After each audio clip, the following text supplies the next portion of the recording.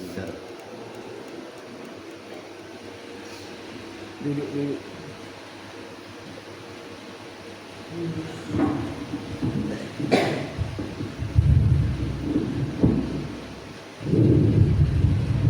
أعوذ بالله من الشيطان الرجيم. بسم الله الرحمن الرحيم. السلام عليكم ورحمة الله وبركاته. الحمد لله رب العالمين. أشهد أن لا إله إلا الله وأشهد أن محمدا رسول الله. Bersyukur kita kepada Allah Subhanahu wa taala pada subuh yang berbahagia ini 17 Safar kembali kita masih dapat melaksanakan salat atau subuh secara berjamaah dan melanjutkan bacaan kitab ta'ala dan mencatatkan hadis yang mengucapkan alhamdulillah rabbil alamin. Terus selawat kita kepada Nabi kita yang besar Muhammad sallallahu alaihi wasallam. Allahumma salli ala sayyidina Muhammad wa ala ali sayyidina Muhammad. Baik, kita akan lanjutkan. An Abi Hurairah radhiyallahu anhu qala qala Rasulullah sallallahu alaihi wasallam al-mustasyaru mu'taman. Diriwayatkan dari Abu Hurairah radhiyallahu anhu bahwa Rasulullah sallallahu alaihi wasallam bersabda, orang yang diminta pendapat nasihat tentang sesuatu urusan adalah orang yang diberi amanat tentang urusan itu. Karena orang yang diminta nasihat itu berarti orang yang diberi amanat, maka ia tidak boleh membuka rahasia orang yang meminta nasihat itu pada orang lain, dan ia harus memberinya nasihat yang bermanfaat.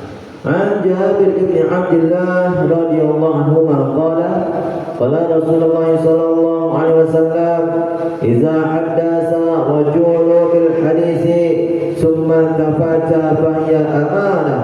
Diriwayatkan dari Jabir bin Abdullah radhiyallahu anhu bahwa Rasulullah sallallahu alaihi wasallam bersabda, apabila seseorang mengatakan suatu perkataan lalu ia menoleh ke kanan dan ke kiri, maka yang ia katakan itu adalah amanat, rahasia yang tidak boleh disebarkan.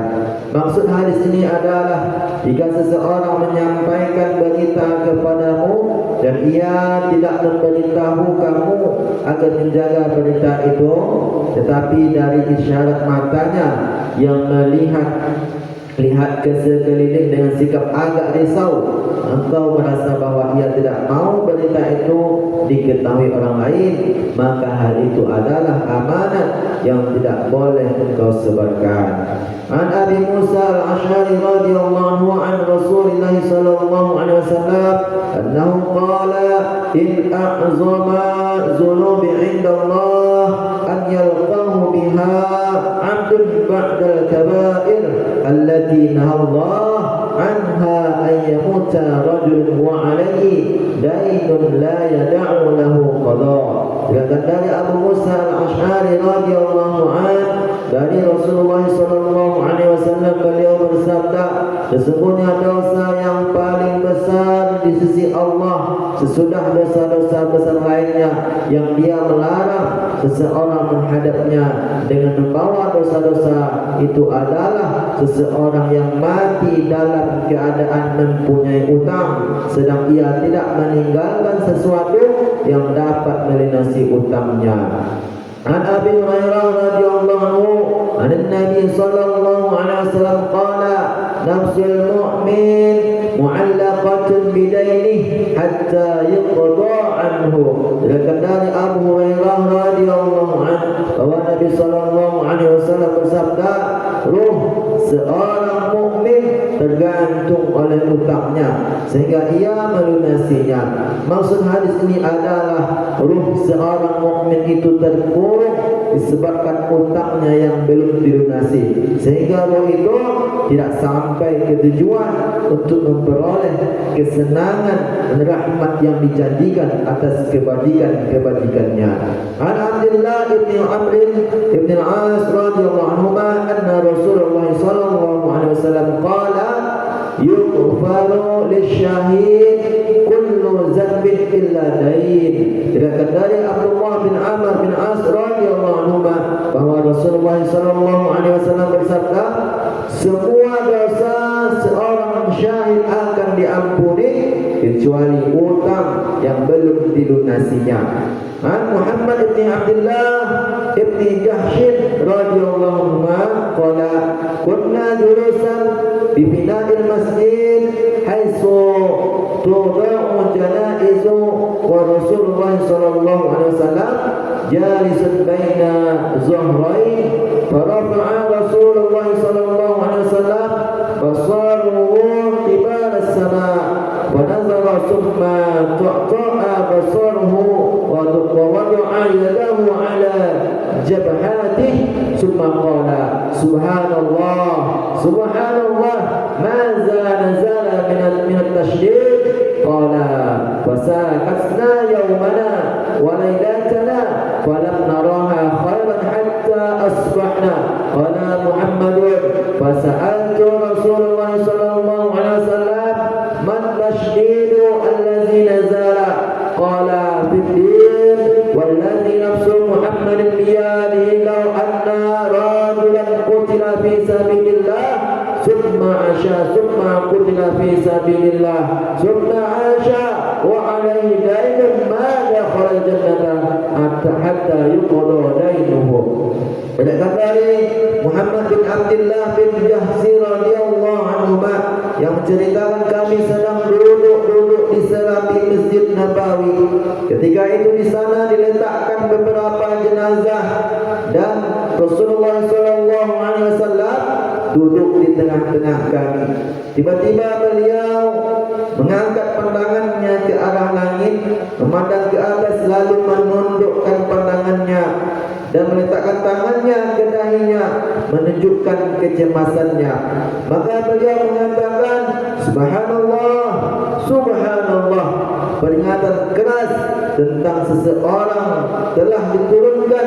Muhammad bin Abdullah radhiyallahu anhu melanjutkan ceritanya, kami tetap diam sepanjang hari dan malam itu, tetapi kami merasa tidak ada baiknya terus diam hingga pagi. Muhammad bin Abdullah radhiyallahu anhu melanjutkan, maka aku bertanya kepada Rasulullah sallallahu alaihi wasallam peringatan keras tentang apa yang telah turun.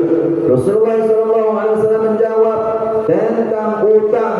Demi zat yang jiwa Muhammad dalam genggamannya, seandainya seorang terbunuh syahid di jalan Allah, kemudian hidup lagi, kemudian terbunuh lagi di jalan Allah, kemudian hidup lagi, sedangkan ia memiliki utang, niscaya ia tidak akan masuk jannah sehingga utangnya dilunasi.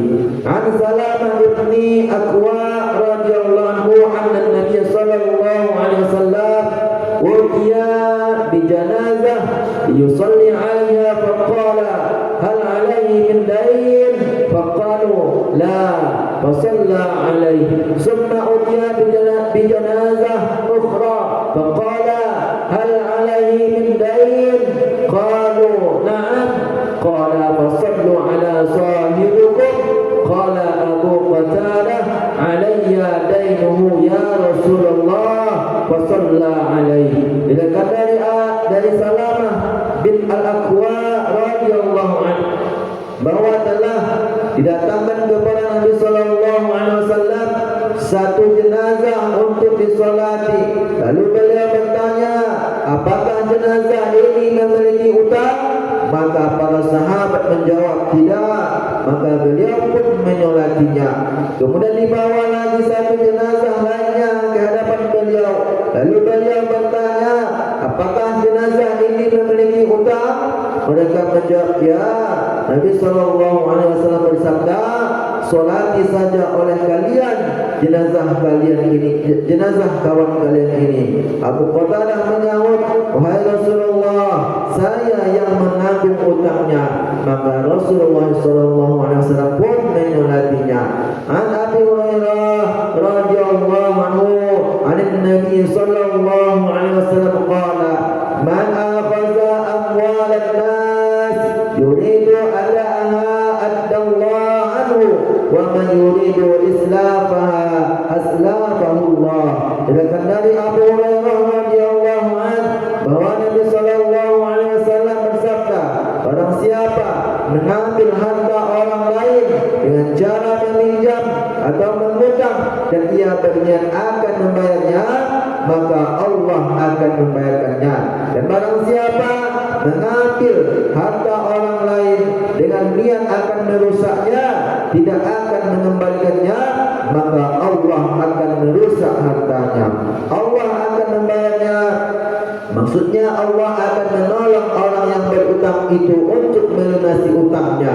Jika ia tidak dapat membayarnya semasa hidupnya, maka Allah akan membayarkannya di akhirat. Allah akan menghancurkan hartanya.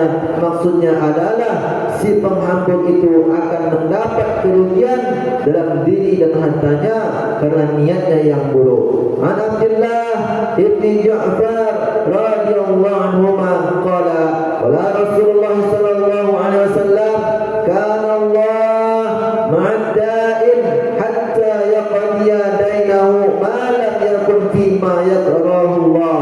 Diriwayatkan dari Abdullah bin Ja'far radhiyallahu anhu bahwa Rasulullah sallallahu alaihi wasallam bersabda, Allah bersama orang yang berutang sehingga ia melunasi utangnya selama ia tidak berutang untuk sesuatu yang tidak disukai Allah. An Abi Hurairah radhiyallahu anhu qala astaqrada Rasulullah sallallahu alaihi wasallam sinna fa'ata sinna fawqahu wa qala khiyarukum mahasinukum qada. Diriwayatkan dari Abu Hurairah radhiyallahu anhu menceritakan pernah Rasulullah sallallahu alaihi wasallam meminjam seekor unta yang masih muda, kemudian beliau membayarnya dengan unta yang lebih baik dan bersabda, sebaik-baik orang di antara kalian ialah yang terbaik dalam menunaikan utang. An Abdullah bin Abi Rabi'ah radhiyallahu anhu qala istaqrada bin Nabi sallallahu alaihi wasallam arba'ina alfa faja'ahu malun fadafa'u ilayya wa qala barakallahu laka fi ahlika wa malika innama jazaa'us salafil hamdu wal ada. Diriwayatkan dari Abdullah bin Abi Rabi'ah radhiyallahu anhu menceritakan Nabi sallallahu alaihi wasallam meminjam dariku 40.000. Ketika datang harta kepada beliau, maka beliau membayarnya padaku sambil bersabda, semoga Allah memberkahi keluargamu dan hartamu. Balasan untuk yang memberi pinjaman adalah ucapan terima kasih dan membayar dengan cara yang baik. An Abi Hurairah radhiyallahu anhu qala qala Rasulullah sallallahu alaihi wasallam law kana li mislu uhud zahaban ma yasuruni alla yamurra alayya salasun wa indi minhu syai'un illa syai'un ursiduhu lidain. Diriwayatkan dari Abu Hurairah radhiyallahu anhu bahwa Rasulullah sallallahu alaihi wasallam bersabda, seandainya aku memiliki emas sebesar gunung Uhud, maka aku tidak suka emas itu masih tersisa padaku lebih dari 3 hari, kecuali sebagian kecil yang aku simpan untuk membayar utang. Demikian pembacaan kitab Ta'alif Muntaqal al-Hadis. Itu adalah sifat-sifat dia para sahabat Nabi sallallahu alaihi wasallam. Dan apa yang kita baca, kita dengar, dapat kita pahami dengan baik. Kita tutup dengan doa kafaratul majlis. Subhanallah bihamdihi, subhanallah bihamdika, asyhadu an la ilaha illa anta, astaghfiruka wa atubu ilaik. Assalamualaikum warahmatullahi wabarakatuh.